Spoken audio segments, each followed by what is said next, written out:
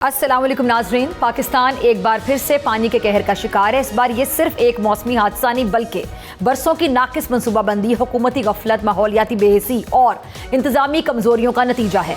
बिफरते दरियाओं की मौजें, टूटते बंद, जमी बोस घर, उजड़ी फसलें और बेघर होते हुए इंसान, ये सब कुछ एक ऐसे कौमी अलमिये की तस्वीर बन चुके हैं जिससे हर साल हमारा मुल्क दो चार होता है, लेकिन सीखने का अमल कहीं नजर नहीं आता।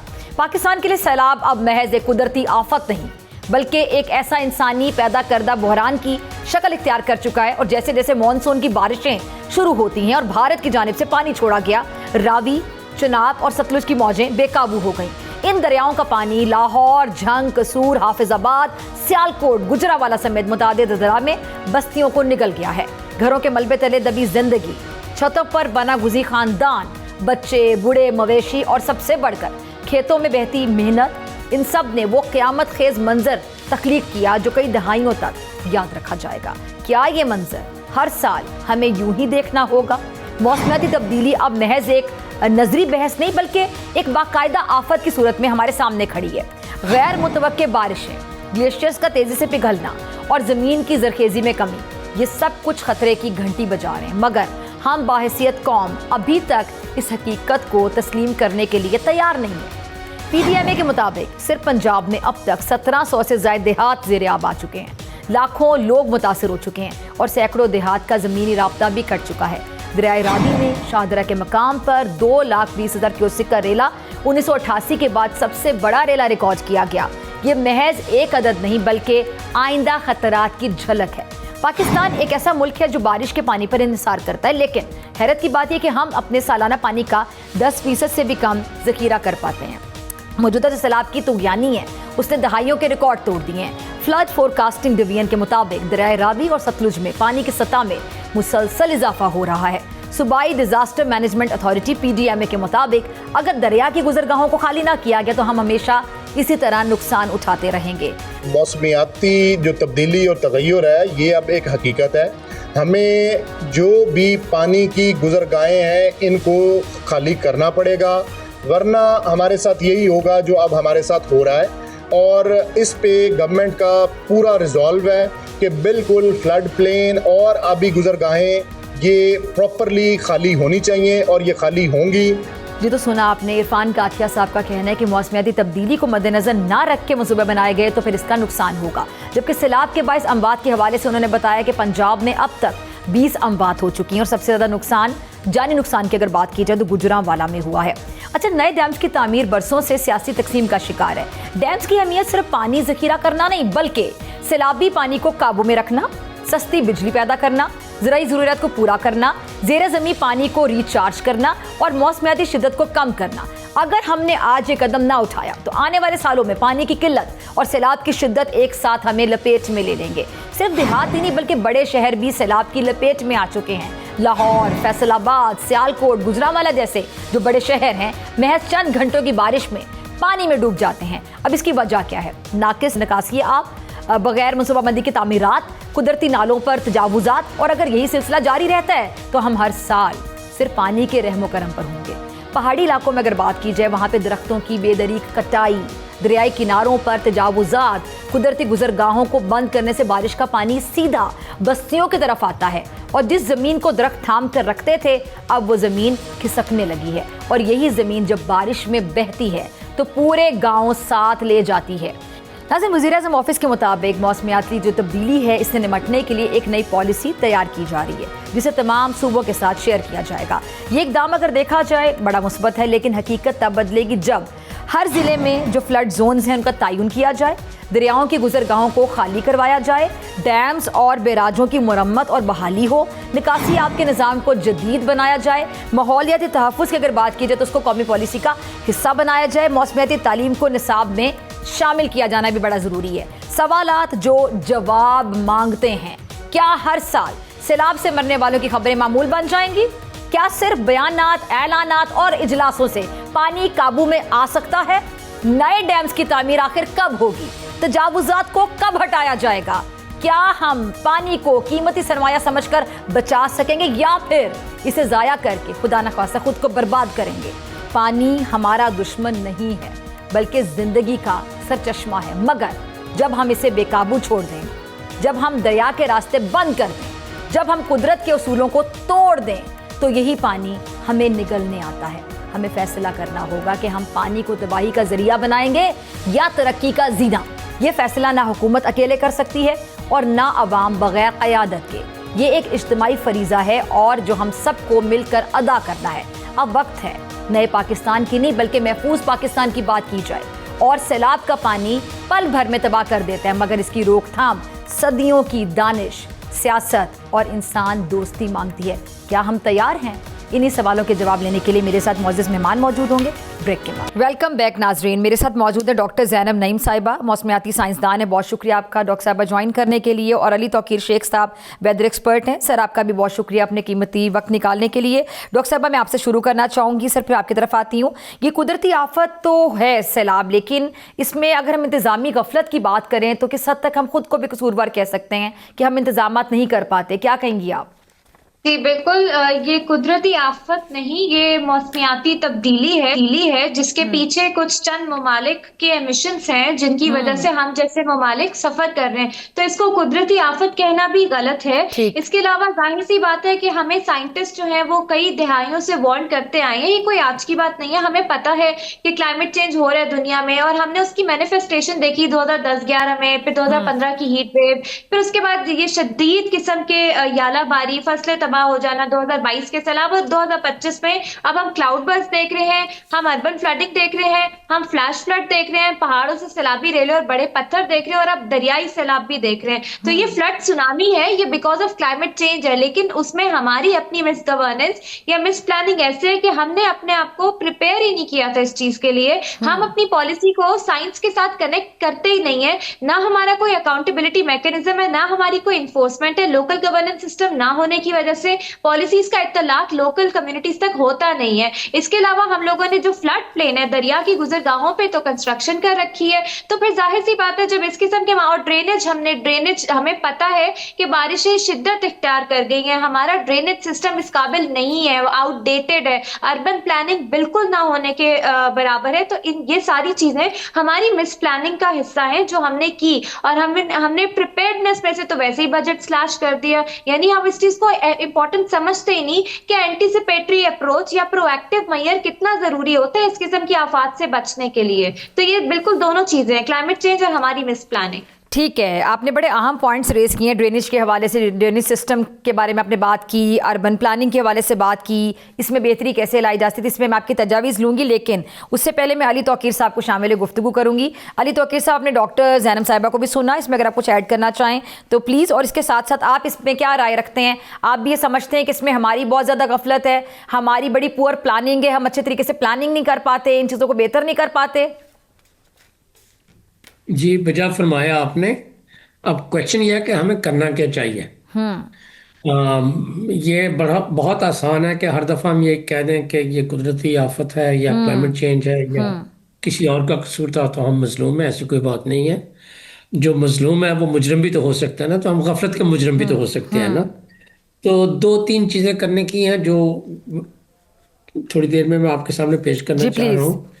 एक तो ये है कि एक काम करने का महंगा तरीका होता है, एक सस्ता तरीका होता है। ठीक, जैसे हम कहते हैं कि हमें अर्ली वार्निंग सिस्टम चाहिए तो हम हाई साइंस के इक्विपमेंट सोचते हैं और उसकी कैपेसिटी मोस्टली हम गवर्नमेंट के मुख्तलिफ डिपार्टमेंट्स में बनाना चाहते हैं, जो कभी फंक्शनल होते हैं और कभी फंक्शनल नहीं होते। कभी उनकी प्रोक्योरमेंट शुरू होती है मगर बड़े साल बाद पता चलता है जी आधे खरीदे गए थे या 20% खरीदे गए थे, उसके बाद बजट नहीं आया। इसी के साथ एक एफिलिएटेड मसला होता है कि उनकी डेटा शेयरिंग आपस में नहीं होती। वापडा जो है वो पीएमडी को नहीं देगा, पीएमडी जो है एनडीएमए को नहीं देगा, एनडीएमए पीडीएमए को नहीं देगा। हाइपोथेटिकली स्पीकिंग, मैं एग्जैक्ट इंस्टीट्यूशन के नाम नहीं लेना चाह रहा। तो जो डेटा शेयरिंग है उनकी आपस में इतनी ज़्यादा वीक है, और सिविलियंस के साथ तो बिल्कुल ही नहीं है ना। सिविल गवर्नमेंट में, सिविल सोसाइटी के साथ, एकेडमिक इंस्टीट्यूशन के साथ, मीडिया के साथ बिल्कुल ही नहीं है। अब देखिए फॉर एग्जांपल, हमें मालूम था कि हिंदुस्तान में बहुत सख्त बारिशें हो रही हैं, हमें मालूम था कि फ्लड पाकिस्तान की तरफ बढ़ रहा है, हमें ये भी एम्बेसी के थ्रू मालूम हो गया कि हिंदुस्तान ने खत लिख के कहा कि जी हाई अलर्ट का जो है फ्लड आएगा। हमारा अपना जो फ्लड फोरकास्टिंग का जो डिपार्टमेंट है लाहौर में, जो बिल्कुल बहुत सालों से तजर्बाकार इंस्टीट्यूशन है, उसने लोगों को नहीं बतलाया, उसने गवर्नमेंट के डिपार्टमेंट्स को नहीं बतलाया। तो ये हमारी नेग्लिजेंस है। तो यहाँ पे तो हमने बिल्कुल लोगों को बारिश के रहमों को कर्म पे छोड़ दिया। मैं एक कदम आगे जाना चाहता हूँ, जो जी डेटा प्लीज। शेयरिंग का बहुत इंपॉर्टेंट है जाने बचाने के लिए। लकीली पाकिस्तान इस दफ़ा बहुत सक्सेसफुल था, हमारे यहाँ जानों का काफ़ी कम नुकसान हुआ। हमसे थोड़ी बारिशों के साथ हिंदुस्तान में नुकसान हुआ, तो we are successful in that. मगर हमें करना क्या, ये नहीं हमें मालूम। हमें ये बड़ा आसानी से तरीका आता है कि इधर उधर से के प्रोजेक्ट से पैसे उठाए और लोगों में 5-5, 10-10, 20-20 हज़ार जो है वो आपने बिस्प के थ्रू बांटने शुरू कर दिए। इसके पे भी यही कर रहा है, पंजाब ने भी यही करना है, फेडरल गवर्नमेंट भी इससे पहले कर सके।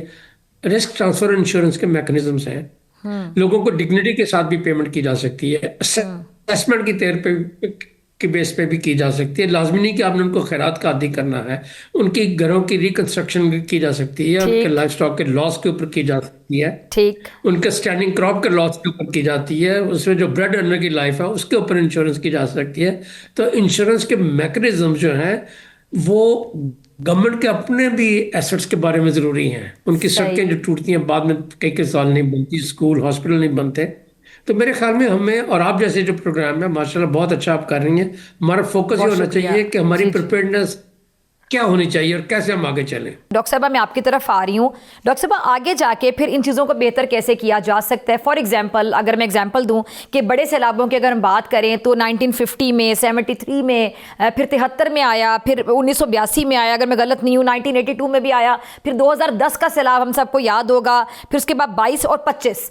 तो ये वो जो बड़े सैलाब थे। हर दफ़ा जब सैलाब आता है तो हमारे यहाँ डैम्स की बड़ी बहस छिड़ जाती है, छोटे डैमों की बात, बड़े डैमों की बात। बड़े डैमों पे तो खैर आपको पता है कि एक सियासी भी बाकायदा एक तनाज़ा प्रॉपर एक खड़ा हो जाता है और बहस ख़त्म ही नहीं हो पाती, हम सोल्यूशन की तरफ नहीं जा पाते। तो डॉक्टर साहब आपको क्या लगता है कि फिर हम अगले सैलाब का इंतज़ार करने बैठ जाते हैं और वो बहस का जो ऊँट है किसी करवट नहीं बैठ पाता, हम सोल्यूशन तक जा ही नहीं पाते और उतने में दूसरा सैलाब आ जाता है? देखिए, डैम्स की बहस को सैलाबों से डायरेक्टली लिंक्ड करना भी गलत है। सैलाबों पे बहुत सारी चीजें और हैं जो हमें करने की जरूरत है। सॉरी मैं आपकी बात काट रही हूँ, लेकिन जब भी सैलाब आता है तब हमकी बहस ज्यादा छिड़ जाती है क्योंकि डैम को अगर जी आप बताइएगा जी प्लीज। जियो पोलिटिकल लेंस से जो अभी हमारा जो हमसाया मुल्क है उसकी आबी जारियत होती है, फिर जंग भी छिड़ी, तो जियो पोलिटिकल लेंस से हमें अपनी स्टोरेज कैपेसिटी बढ़ाने की जरूरत है। उसके लिए हमें बड़ा डैम रिक्वायर्ड है, वो होना चाहिए। लेकिन ये कहना कि उस बड़े डैम को बना लेने से हमारे ये सैलाब रुक जाएंगे, ये टोटल दो अलग चीजों की हम बात कर रहे हैं। लेकिन वो कैपेसिटी जो है पानी जखीरा करने की जो कैपेसिटी है डॉक्टर साहिबा, अगर हम वो बढ़ा लेते हैं, अभी जो हमारी मौजूदा कैपेसिटी है, मैं चाहती हूँ कि उसको भी जरा आप हाईलाइट करें, उस पर भी अपना तजिया पेश करें और उसको हम किस तरह बढ़ा सकते हैं और उसके लिए फिर बड़ा डैम जरूरी है। इस हवाले से सवाल था। देखिए, मैं वही बताना चाह रही हूँ, अगर आप मुझे थोड़ा सा मौका दें। हमारे पास कैपेसिटी इस वक्त हिल टॉरेंट्स रोध कोही की भी है, जो आपका सबसे बड़ा सेकंड नंबर पे स्पेट इरिगेशन यानी इरिगेशन का जरिया है इंडस रिवर सिस्टम के बाद। 10 बिलियन क्यूबिक मीटर पानी वहां से जाया हो जाता है क्योंकि हमने उसको स्टोरेज के लिए कुछ बनाया हुआ ही नहीं है। पहाड़ों से जो सैलाबी रेले नीचे आते हैं, रोध कोही जिसको कहते हैं, उसके आगे चेक डैम बनाए जाते हैं, छोटे डैम बनाए जाते हैं ताकि उसको स्टोर किया जाए, इरिगेशन की जाए। ये पहला हमारा सबसे बड़ा स्टोरेज का इशू है जो हम नहीं, इसको हम देखते नहीं। और इसमें सोने पे सुहागा के वाटर अपॉर्चनमेंट अकॉर्ड 1991 में भी हमने कहीं इसके बारे में जिक्र नहीं किया हुआ कि हम हिल टॉरेंट्स के पानी को भी सूबों में कैसे डिस्ट्रीब्यूट कर सकते हैं। तो वहां पे भी ये फ्लॉ है। अब आ जाते हैं इसकी तरफ की जो दरियाई सैलाब आते हैं मैदानी इलाकों में, जो आजकल बात ज्यादा हो रही है डैम्स की। देखिए, आपको डैम्स के साथ साथ आपको छोटे डैम्स बनाने होते हैं। कुछ किसी को रिटेंशन डैम कहते हैं, किसी को आप स्टोरेज डैम कह लें, कोई ऐसा डैम होता है जिससे आपने ग्राउंड वाटर को रिचार्ज करना होता है, वो फिर रेन वाटर हार्वेस्टिंग करनी होती है, फिर आपने अर्बन प्लानिंग ऐसी करनी होती है कि जो ड्रेनेज सिस्टम है वो अंडरग्राउंड हो सके, कार्य सिस्टम जैसे सिस्टम आप लगाते हैं, इनोवेशन लाते हैं, बहुत सारी चीजें हैं। तो जहां डैम की बात है तो उसमें मेरा जवाब यही है, जियो पोलिटिकल लेंस से एक बड़ा डैम हमारी रिक्वायरमेंट है, लेकिन मैदानी इलाकों में आपको इंटीग्रेटेड वाटर रिसोर्स मैनेजमेंट करनी है। अभी ये जो अली साहब बात कर रहे हैं, ये बिल्कुल सही बात कर रहे हैं। ये Benazir income support program program को हमने कभी सही से लेवरेज किया ही नहीं। जो आपके क्लाइमेट अडेप्टेशन के प्रोजेक्ट्स हैं, जिसमें हम कहते हैं रिजिलियंस बिल्डिंग का प्रोजेक्ट है ये, उसको लिंक करें बेनजीर इनकम सपोर्ट प्रोग्राम के साथ और डिग्निटी से क्लाइमेट रिस्क इंश्योरेंस लेके आए। सबसे ज्यादा आपके किसान तबाह हो रहे हैं इस वक्त, आपकी खड़ी फसलें तबाह हो रही हैं, आपका मईशत का सबसे बड़ा फैक्टर जो एग्रीकल्चर है वो तबाह हो रहा है। तो आप उनको रिस्क इंश्योरेंस मैकेनिज्म के जरिए कैसे सपोर्ट कर सकते हैं? ये बेनजीर इनकम सपोर्ट प्रोग्राम के जरिए अडेप्टिव सोशल प्रोटेक्शन कहते हैं इसको, ये होना चाहिए। इसके अलावा आपको क्लाइमेट स्मार्ट इन्वेस्टमेंट स्ट्रेटेजी लेके आनी है, जहां पे रियल एस्टेट सेक्टर और कंस्ट्रक्शन इंडस्ट्री को साथ बिठाएं और उनको बताएं कि ये जो आप कर रहे हैं ये तबाही कर रहे हैं, हमें क्लाइमेट स्मार्ट इन्वेस्टमेंट करनी है। फिर इंटरनेशनल डोनर्स को गारंटीज चाहिए होती है, ट्रांसपेरेंसी और अकाउंटेबिलिटी। आपके 18वीं तरमीम के बाद ये सूबाई सब्जेक्ट है, सूबों की अकाउंटेबिलिटी किधर है, कहां जाते हैं फंड्स, कहां एलोकेशन होती है, एक्शन प्लान्स किधर है, आपके सबमिशन होनी चाहिए सूबों की तरफ से क्लाइमेट की, डिस्ट्रिक्ट लेवल से अडेप्टेशन प्लान होता है, कोई सबमिशन नहीं है। ये सारा अकाउंटेबिलिटी जब तक हम डोमेस्टिक, और फिर सबसे अहम बात जो हम सब भूल जाते हैं कि हम पैसों की बात करते हैं कि बाहर वाले पैसे नहीं दे रहे, वो नहीं देंगे। तो आपका क्लाइमेट चेंज एक्ट कहता है कि आप अपना डोमेस्टिक क्लाइमेट फंड स्टैब्लिश करें। आपको याद है 2022 में हमें इंटरनेशनली पैसे नहीं मिले थे, सब पैसा पाकिस्तान ने मुल्क में ही जनरेट कर लिया था। वो पैसे तो आज तक 24% ग्रांट, हमें उसमें से वो पैसे नहीं मिले, 5% ग्रांट थी उसमें सिर्फ। तो हम क्यों रिलाई कर रहे हैं इंटरनेशनल सोर्सेस पे? ठीक है अली साहब, मैं आपकी तरफ आना चाहती हूँ। क्लाइमेट चेंज जो फंड है उसको जनरेट किया जाए और दूसरों पे इन्हिसार ना किया जाए, ये उन्होंने बड़ा अच्छा एक पॉइंट रेज किया है। जो अब तक जब भी सैलाब आता है, सैलाब मुतासरीन उनको कंपेंसेट किया जाता है, ये जो ज़ाला किया जाता है आपके मुताबिक काफ़ी होता है या इससे ज़्यादा हमें तैयारी के हवाले से भी जो क्लाइमेट चेंज फंड है या जितने एक्सपर्ट्स हैं उनके साथ हमें बैक टू बैक मीटिंग्स की बहुत ज़्यादा ज़रूरत है कि हम इसमें एक तो आगाही मुहिम, जैसे कि आपने भी बताया कि कैंपेन होनी चाहिए। सैलाब के दिनों में तो बड़ी कैंपेन हो रही है, आप सोशल मीडिया देख लें, जो देख लें वहाँ पे यही चीज़ें बताई जा रही हैं, जिस तरह आपने बड़े अच्छे तरीके से समझाया कि आपके ज़रूरी डॉक्यूमेंट्स जो हैं वो किस तरह आपने संभाल के रखने हैं, अगर आपको निकलना पड़े तो कैसे आपने इसको इस्तेमाल करना है अपने जहन को, और एक स्ट्रैटेजी होगी प्रॉपर। इसके लिए कैंपेन्स की किस हद तक ज़रूरत है, और पहले से ना कि मुसीबत सर पे आने के बाद? ये आपने बड़ा अच्छे तरीके से एक पूरी रेंज ऑफ ऑप्शंस सामने रखी है। बहुत शुक्रिया जी। एक सोसाइटी अपनी तैयारी के लिए क्या क्या कर सकती है। जी जी। जो एक्सपर्ट्स एक टर्म इस्तेमाल करते हैं उसको कहते हैं नेचर बेस्ड सॉल्यूशंस।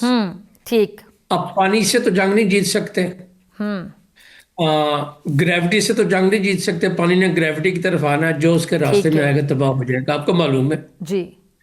कि जब आप रावी में हाउसिंग सोसाइटीज को ज़मीनें बेचते हैं और एक हुकूमत नहीं बेचती, तीन तीन हुकूमतें बेचती हैं, तो वो एक क्रिमिनल नेग्लिजेंस हो जाती है, वो एक ओवरसाइट हो जाती है। अच्छा, आप कि इंडस वाटर ट्रीटी हो या हिंदुस्तान की तरफ से पानी की बंदिशें हों या हमारी तरफ से हाउसिंग सोसाइटीज हों, हमने पूरी कोशिश की कि रावी डेड हो जाए। अब हमें पता चला कि दरियाओं को मारना आसान नहीं होता। रावी मरेगा तो लाहौर भी नहीं बचेगा, और हमें बिखरा हुआ नाराज रावी सूखे रावी से ज्यादा अजीज है।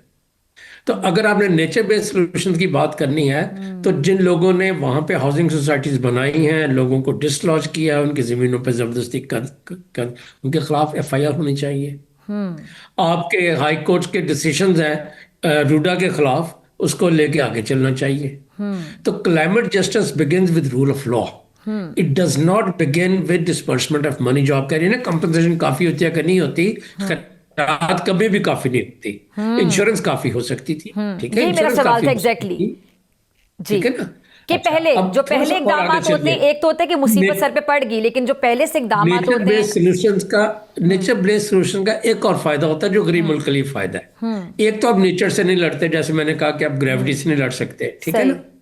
दूसरा उसका ये फायदा होता है कि ये लो कॉस्ट होता है। एक गरीब मुल्क जिसके पास खाने पीने के पैसे ना हो, वो अगर हाई टेक टेक्नोलॉजी के साथ सोचे कि मेरे पास सैटेलाइट आएंगे, अर्ली वार्निंग सिस्टम्स आएंगे, मेरे न्यू इंस्टीट्यूशन बन जाएंगे, हेलीकॉप्टर से मेरी इवैक्यूएशन सर्विस हो जाएगी, तो दिस इज नॉट सस्टेनेबल। ठीक है। अब कैमरे की आंख के लिए तो ये कर सकते हैं चंद दिनों के लिए, मगर जब आप नेचर बेस्ड सोल्यूशन करते हैं तो एक्सपर्ट्स ने इंडस के साथ साथ मेरा ख्याल 12 या 14 ऐसी लोकेशंस आइडेंटिफाई की हैं जहां पे फ्लड का एक्सेस वाटर आप डाइवर्ट कर सकते हैं। उसके दो फायदे होंगे।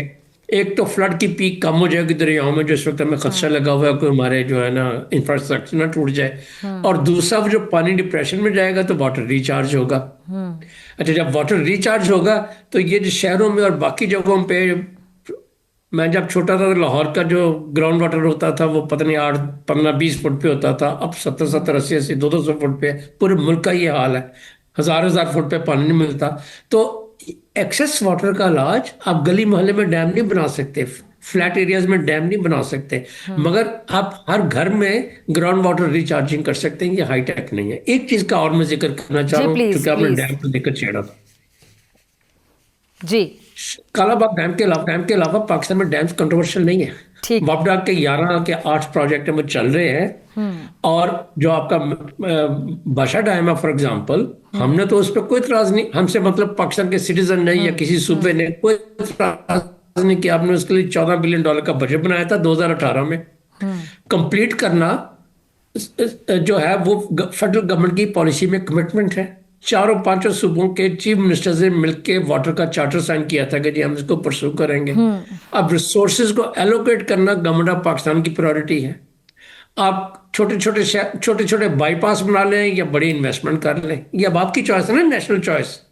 तो अगर आपके ख्याल में डैम जरूरी है तो उसके लिए फिर आपको इन्वेस्टमेंट करनी पड़ेगी। सही। अगर आपके हिसाब से छोटी चीजें जो हैं, जैसे ग्राउंड वाटर रिचार्जिंग है, ड्रेनेज का सिस्टम है, रेन वाटर हार्वेस्टिंग है, जो एक शॉर्ट टर्म सोल्यूशन है for a long term problem. Short term इसलिए कि आपका डैम आज फुल पैसे बिल को चेक लिख के दे दे वापडा को, तो 10 साल तक नहीं बना सकते। सही। तो 10 साल तक हमारे लोग डूब के मरते रहेंगे। ग्राउंड वाटर जो है वो उनका स्केर्स होता जाएगा, क्रॉपिंग के लिए उनके पास पानी नहीं होगा। तो हमें थोड़ा सा एक इकोसिस्टम सोचना चाहिए। ठीक है। कि एक डैम का इकोसिस्टम होता है जिसके अंदर हर इशू जो है इंटीग्रेटेड होता है। ठीक है जी। जिसमें आप लैंडस्लाइड्स को भी सोचते हैं, वाटर शेड मैनेजमेंट भी सोचते हैं, सैलिनिटी ऑफ वाटर लॉगिंग का भी सोचते हैं, डाउनस्ट्रीम सेटलमेंट्स का भी सोचते हैं। तो हमें उस किस्म के प्लानिंग की जरूरत है। हर साल हम दुनिया के सामने मिन्नतें करने जाने की जरूरत नहीं है। डॉक्टर साहिबा, जैसे कि दूसरे ममालिक की आप बात कर रहे थे कि हमें दूसरे ममालिक की तरफ नहीं देखना चाहिए, हमें अपने तरीके से अपने इक़दामात बेहतर करने चाहिए, अपनी तरफ से अपनी कोशिश पूरी करनी चाहिए। बहुत अच्छी आपकी बात थी। अच्छा, अगर मैं यूएन की बात करूँ, यूनाइटेड नेशंस की, अक़वाम मुत्तहिदा की, तो जब ये जनरल असम्बली की डिबेट होती है सितंबर में, तो दुनिया भर के ममालिक जब जाते हैं वहाँ पे, और वहाँ जाके हेड्स ऑफ द स्टेट्स जाके अपने अपने मसाइल को हाईलाइट करते हैं। एक ऐसा फोरम होता है जहाँ पर आपके कॉमन चैलेंजेस कह लें, कॉमन प्रॉब्लम्स कह लें, कॉमन इश्यूज़ कह लें, दुनिया भर के, उनके कॉमन सोल्यूशन की तरफ तलाश होती है कि उनके कॉमन सोल्यूशंस को ढूंढा जाए, जिसमें क्लाइमेट चेंज को भी बड़ी अहमियत हासिल होती है कि आपकी मईशत के हवाले से या वॉर की जो सिचुएशंस होती हैं, दुनिया भर में अमन कैसे आएगा। इसी तरह क्लाइमेट चेंज एक बड़ा इंपॉर्टेंट इशू होता है जो कि डिस्कस होता है। पहले भी इस पर बात होती रही, डिबेट भी होती रही, लेकिन अब ये जो अक़वाम मुत्तहिदा का ये जो भी जनरल असम्बली का ये सेशन होगा 80th, आपको लगता है कि बड़ा इंपॉर्टेंट होगा इस हवाले से, और उसमें हमारी तरफ से भी जो बात की जाए उसमें ज़्यादा इसको रेस किया जाए इस इशू को? देखिए, ये क्लाइमेट चेंज का टॉपिक बिल्कुल ना सिर्फ जनरल असेंबली में, आगे कॉप भी आने वाली है नवंबर में, तो ये तो पूरी दुनिया का हॉट टॉपिक है। और अभी पिछले दिनों भी इंटरनेशनल कॉन्फ्रेंसेस जो हुई हैं उसमें भी क्लाइमेट चेंज डिस्कशन में आया। पर मसला ये है कि आपका जो ये इदारे हैं जैसे कि यूएन है, यूएन भी गरीब हो रहा है क्योंकि जो राइट विंग गवर्नमेंट्स हैं वो क्लाइमेट साइड पे इन्वेस्टमेंट करने से मना कर रहे हैं। अभी नेटो प्लेज किया उन्होंने कि हम 2035 तक 5% जो है अपने डिफेंस में बजट बढ़ाते रहेंगे, जिसका मतलब ये है कि उनका डेवलपमेंट फाइनेंस यानी जो क्लाइमेट की तरफ डाइवर्ट करते थे वो भी उधर जाएगा। तो उनको ये प्रायोरिटी नहीं लगती अभी, क्योंकि वो पहले भी उनमें ज्यादातर ममालिक वो है जो 88% क्लाइमेट फाइनेंस खुद ही खा लेते हैं और ग्रीन फाइनेंस की मद में, सो वो हमें मिलता ही नहीं है।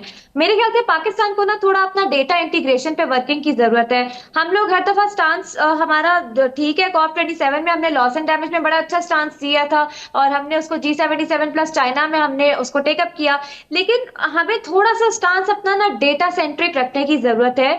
हमने सबसे ज्यादा कम सजाएं इन लोगों के लिए रखी हुई है जो ये दरख्त काटना और ये सारा, हम इसको इंपॉर्टेंस देते ही नहीं है। पर पंजाब में रिवर ड्रेनेज और इरिगेशन इंटीग्रेशन एक्ट मौजूद है 2023 का, उसका निफाज अच्छे से हो जाए तो पंजाब के ये इंक्रोचमेंट्स और ये वाले मामलात, ये रावी के सही। सोसाइटीज, ये होते ही नहीं। तो मेरे ख्याल से हमें कुछ डेटा इंटीग्रेशन, ये टेक्नोलॉजी और अपने small and medium enterprises, indigenous ठीक है अपने जी। ये जो सोल्यूशन है उनको प्रमोट करने ठीक की है जरूरत जी। है, स्टांस को थोड़ा सेंट्रलाइज किया। ठीक है जी। अली तौकीर साहब, मेरे पास आखिरी 1 मिनट है, आपका last comment. Journey begins with step 1 और हमें खुद एक्शन लेने होंगे। दुनिया की तरफ फाइनेंसिंग के लिए देखने की कोई जरूरत नहीं है। अगर एक बंदा भी मरता है या डिस्प्लेस होता है या एक विलेज या घर भी सबमर्ज होता है पानी में, तो उसकी रिस्पॉन्सिबिलिटी स्टेट होती है और रिस्पॉन्सिबिलिटी गवर्नमेंट की होती है। I would like to see some ministers getting fired और गेटिंग क्या से कहते हैं और रिजाइनिंग, ठीक। Just to set the precedent कि हम आइंदा गरीब लोगों के जो हकूक हैं उनके मुताबिक उनके जो राइट्स हैं जिंदा रहने के, सांस लेने के, उनको हम डिनाई नहीं करते।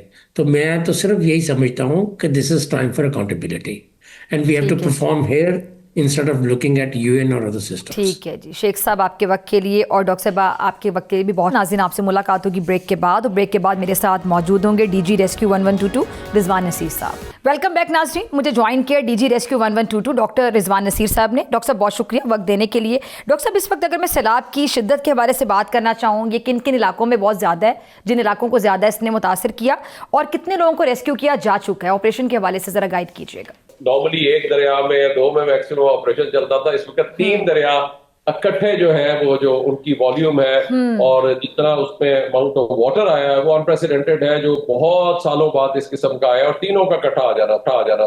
तो एक साइड से अगर रावी चला और उससे पहले सतलुज था जो कसूर से एंटर कर गया था, और इसी तरह से हमारा नारोवाल के अंदर रावी भी, और एक तरफ से दूसरी तरफ जो है वो डेग भी जो था वो चल पड़ा।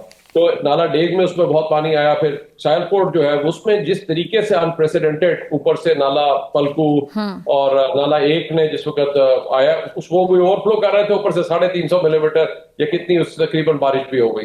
तो सबसे पहला हमें रेस्क्यू ऑपरेशन जो है वहां पे परफॉर्म करना पड़ा, और अल्लाह के शुक्र जैसे ही हमें वार्निंग मिली जो संडे को, तो उस दिन जिस वक्त पूरी कैबिनेट हमारी जो मीटिंग हुई है फ्लड से रिलेटेड जो मीटिंग थी, उसके अंदर ये फैसला किया और हमने बार बार यही रिक्वेस्ट की कि जिला इंतजामिया से भी और अपनी तमाम रेस्क्यू टीमों को कि जी आप लोगों को रिवर बेड से निकालें, बिकॉज अगर रिवर बेड में पानी आ गया और स्पेशली रात के वक्त आ गया एंड पीपल गेट ट्रैप्ड, तो इससे बहुत ज्यादा जो है वो लॉस होगा लाइफ का, प्रॉपर्टी का, एनिमल्स का, सबका।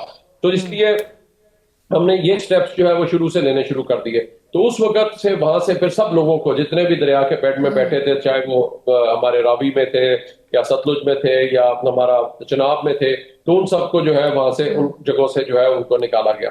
तो उसके साथ साथ बाद में जो लोग रह गए उनको इस वक्त तक हम तकरीबन 70,000 तकरीबन लोगों को हमने इवैक्यूएट किया है और तकरीबन इसी तरह से ट्रांसपोर्ट किया है 10,000 लोगों को। तो ये तकरीबन हमारा 80,000 के करीब लोगों को जो है इस वक्त तक हम यहाँ से निकाल चुके हैं। उसमें जानवरों को भी हमने निकाला है, तो जानवरों के बगैर लोग निकलते नहीं है, उनकी सारी जमा पूंजी होती है।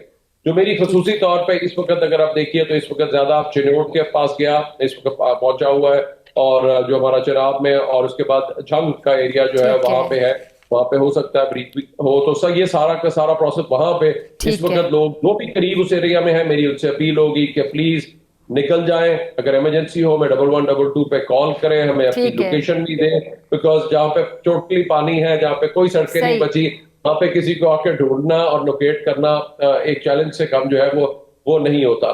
दूसरा जो है हमारा रावी है, रावी के अंदर जो है वो लाहौर से अब आगे जो पानी निकल रहा है और यहाँ पे अब लेवल्स नीचे जाने शुरू हो गए हैं। यहाँ पे कुछ इलाके जो रावी के साथ साथ थे वो मुतासिर हुए, वहां पे भी टाइमली इवैक्यूएशन से अल्लाह ताला का शुक्र है कि उस तरह का कोई यानी वहां पे आपकी बात से मैं कंक्लूड कर सकती हूँ कि रावी के साथ जो मुल्क का जितने भी इलाके हैं, लाहौर की बात करें की बात, तो वहां पे आप कह रहे हैं कि ये सैलाब जो है वो नीचे आना शुरू हो गया। जी अभी पानी नीचे जाना पानी कम होना शुरू हो गया, जी वही लेवल पानी नीचे आना शुरू हो गया। जी मैंने कहा सैलाब नीचे आना, पानी नीचे आना शुरू हो गया। जी पानी नीचे लेवल्स डाउन हो रहे हैं। ठीक है जी, जो कि एक अच्छी खबर है वहां के उस खास तौर पे। ठीक है सर, मैं ये भी जानना चाहूंगी कि ये जो आपके पास जो आपका पूरा अमला है, डेफिनेटली एक तो मैं उनकी तारीफ करना चाहूंगी टीवी पे इस प्लेटफॉर्म से कि तमाम लोग इस टाइम पे जारी बात है कि बहुत ज्यादा एक्टिव हैं, और अभी आप लोगों की जो रूटीन है, स्केड्यूल है, उससे बढ़ के काम कर रहे होगा आपका अमला। और बाकायदा तारीफ का मुस्तहिक है। जो साजो सामान, इक्विपमेंट, जितना भी कुछ चाहिए होता है, कश्तियाँ जहाँ जहाँ पे ज़रूरत है, आपको लगता है कि काफ़ी हैं या इसमें कोई कमी है? जो अच्छी चीज हुई वो टाइमली इवैक्यूएशन की वजह से जो एकदम लोगों का ट्रैप होना है वो नहीं हुआ, तो इस वजह से ये रिसोर्सेज इस वक्त जो है वो हमारे ठीक चल रहे हैं। हमने जो इवन प्राइवेट सेक्टर जो रूटीन में कई जगहों के ऊपर ट्रांसपोर्ट हो रही थी उनको भी हमने एंगेज किया, तो इसलिए ये एक इफेक्टिवली हमारा जो है ऑपरेशन चल रहा है जिला इंतजामिया के साथ, डिस्ट्रिक्ट एडमिनिस्ट्रेशन के साथ बड़ा क्लोजली, ताकि जहाँ पे जरूरत पड़ती है, जो लोग नहीं निकलते थे वहां पे जबरदस्ती हमें जाके जिला इंतजामिया पुलिस के साथ जाके उनको निकालना पड़ा, तो इसकी वजह से अल्लाह का शुक्र अच्छा, है ये चीज़ मेरे लिए, सॉरी मैं आपको इंटरप्ट कर कर रही हूँ, कि लोग क्यों कर रहे थे? जाहिर बात है सबको अपनी जानें प्यारी हैं, तो आप लोगों को कहना पड़ रहा है जाके, ये बात थोड़ा ज़रा समझाइएगा। बस ये एक हमेशा चैलेंज है, कोई भी अपनी जगह नहीं छोड़ना चाहता। शायद इस लेवल तक नहीं आएगा या मैं इधर से थोड़ा सा इधर हो जाऊंगा तो वो नहीं होगा, लेकिन अगर खुदा ना खास्ता कहीं ब्रीच हो जाए, कोई बंद टूट जाए और उसके बाद जिस तरीके से वो फैलता है, वो तो दरिया ने तो अपना ये एक कोर्स उसने बनाया हुआ है। जब भी आप उसमें बैठेंगे, जो भी इन्वेस्टमेंट करेंगे, खासतौर पे जब पहाड़ी दरियाओं की हम बात करते हैं, जो ऊपर आपने देखा, वो तो जिस स्पीड से आता है पानी, वो चाहे स्ट्रक्चर बने हुए उसके अंदर पत्थर भी होते हैं, वो तो बहा के ले जाता है। तो कभी भी वहां पे जाके ये दो चार जो बात भी हुई, वो कोई सेल्फी ले रहा था या कोई बच्चों ने जाके वो वहां पे पानी खड़ा था उस तालाब में नहाना शुरू कर दिया। अब इस किस्म की चीजों से प्लीज गुरेज करें, क्योंकि ये एडवेंचर वाली सूरत हाल नहीं है, ये एडवेंचर तो नहीं है ना। और फ्लड वाली सिचुएशन में जहाँ पे पानी है वहां पे आपको नहीं पता कितना गहरा है, वो आगे कोई दलदल है, कोई किस तरह की वहां पे नीचे मिट्टी है, आप एक पैर रखें और निकालने की कोशिश करें, दूसरा पैर भी धंसता चला जाए और आप उसी में फंस जाए। अरे डॉक्टर साहब, एक सवाल, ठीक है, एक सवाल और भी उठाया जाता है कि जब भी सैलाब आता है तो पंजाब सबसे ज्यादा मुतासिर क्यों होता है, क्या वजह है इसकी? आई थिंक अगर आप देखिए तो बड़ा सिंपल सी बात है, वो ये है कि अगर एक तो यहाँ पे दरियाओं की एंट्रेंस हो रही है, आप अगर देखें यहाँ पे जो है 5 दरिया जो हमारे, उनमें से भी जो थे 2 नॉन एक्टिव हो गए हुए थे तकरीबन, तो सतलुज भी और रावी जो था, लेकिन आज रावी में, लाहौर में 2-2.25 लाख के करीब ये सारा चला जाना जो है जो क्यूसेक्स ऑफ वाटर, वो एक बहुत बड़ा चैलेंज था। तो आज पूरी बार हमने बड़े अरसे बाद 1980s में कभी रोइंग किया करते थे, और अब जो है वो दरिया मैंने इस तरह से जो है वो देखा है, इस बार इतना एक्टिव और लोग भी देखने आ रहे हैं, तो उनको भी यकीन नहीं आ रहा कि ये वही रावी है। अच्छा डॉक्टर साहब, आपको क्या लगता है कि ये जो अभी क्लाइमेट चेंज की भी हम बात कर रहे हैं, मेरे साथ पहले भी जो मेहमान मौजूद थे, एक्सपर्ट थे, वो क्लाइमेट चेंज पर, और उनमें एक साइंसदान भी हैं, तो उनसे भी बात हो रही थी, तो क्लाइमेट चेंज के हवाले से जब भी बात की जाती है, बल्कि मैं मेंशन कर रही थी कि यूएन का जब भी इजलास होता है तो उसमें जितने भी कॉमन चैलेंजेस होते हैं तमाम ममालिक के एक प्लेटफॉर्म पे, वहाँ पे फोरम पे उन कॉमन चैलेंजेस के कॉमन सोल्यूशन ढूंढे जाते हैं। तो वहाँ पर जब हम इकोनॉमी के चैलेंजेस की बात करते हैं या वॉर से रिलेटेड बात करते हैं, अमन के मुतलाशी हैं तमाम ममालिक, इस पर बात की जाती है, तो क्लाइमेट चेंज भी बड़ा सब्जेक्ट होता है जिसको अक़वाम मुत्तहिदा के उस फोरम पर डिस्कस किया जाता है। तो इस बार ये बड़ा चैलेंज होगा, इस बार भी जब डिबेट होगी, आपको लगता है कि इस पे बहुत अच्छी तैयारी के साथ हमें जाना होगा? क्योंकि जो हमारे यहाँ से जब हेड ऑफ स्टेट जाते हैं तो वो फिर बात करते हैं, तो हमें क्लाइमेट चेंज के हवाले से क्या बहुत ज़्यादा जाके वहाँ पे हाईलाइट करना होगा, और डेफिनेटली हमारे अलावा बाकी ममालिक भी इस पर बात करेंगे?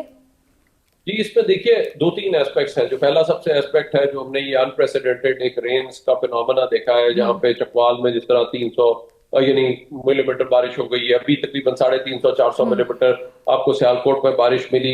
ये ऑब्वियसली हमें शहरों को भी उसी लेवल पे तैयार, और अच्छी जो चीज इस बार की गई वज़ीर आला पंजाब की हिदायत पे स्पेसिफिकली, वो सारी ड्रेन्स को उन्होंने कहा जी कि बिल्कुल मैं 0 टॉलरेंस रखूंगी, यहाँ पे मुझे जितनी ड्रेन्स है ये क्लियर होनी चाहिए।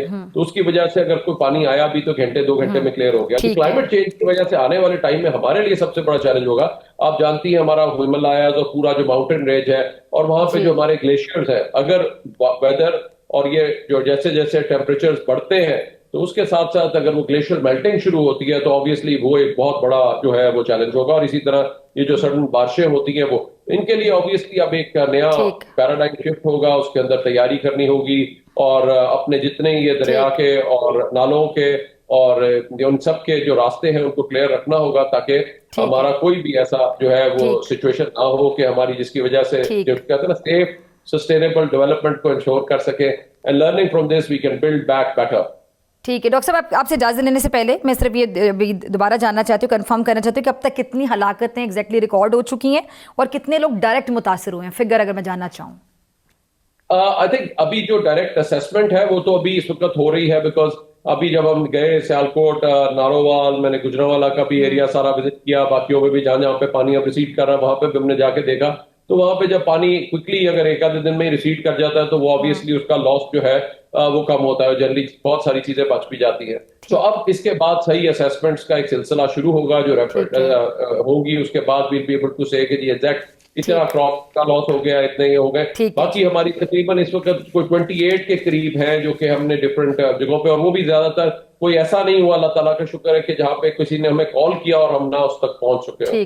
तो ये वो लोग थे, किसी ने कोई सेल्फी लेते हुए, कोई बच्चा पौंड में नहाते हुए, या कोई अगर आया, वो एक और मैं गुजरावाला में देख रहा था कि वहां पे उन्होंने जो था वो वालिद साहब को पीछे छोड़ा है और किसी को बताया भी नहीं। तो इस किस्म के जो कोई वाकयात हैं वो जो है कोई हमें कुछ इस किस्म के आ रहे हैं। एक आधी फैमिली है जिसका अभी है कि वहां पे शायद प्रॉपर्ली वो उस पानी में जो बहुत रैपिडली आया वहां पे कुछ फैमिली इफेक्ट हुई। तो ये अभी कुछ चीजें हैं जो हमारे नंबर्स कंफर्म हो रहे हैं, बट अबाउट 28 डेथ्स का है, और ज्यादा सियालकोट की जी इफेक्टेड है, जहाँ पे कि बहुत तेजी से पानी ने नाला एक और पलकू और जो डेग है उसने बहुत इफेक्टिवली तीनों तरफ से मैं समझता हूँ शहर को अटैक किया, और फिर चनाब भी जो है मराला से आते हुए। तो ये इसका जो एक बहुत बड़ा चैलेंज आई थिंक सबसे बड़ा उनका वही रहा, उनके पास अगेन रिएक्शन टाइम का। ठीक है डॉक्टर रिजवान नसीर साहब, आपके कीमती वक्त के लिए और नाज़रीन इसी के साथ मुझे दीजिए इजाजत। आपसे मुलाकात होगी इंशाल्लाह कल सेम टाइम सेम चैनल। अगर जिंदगी ने वफा की दुआओं में याद रखिएगा, अपने प्यारों का बहुत ख्याल रखिएगा। अल्लाह ने के बाद।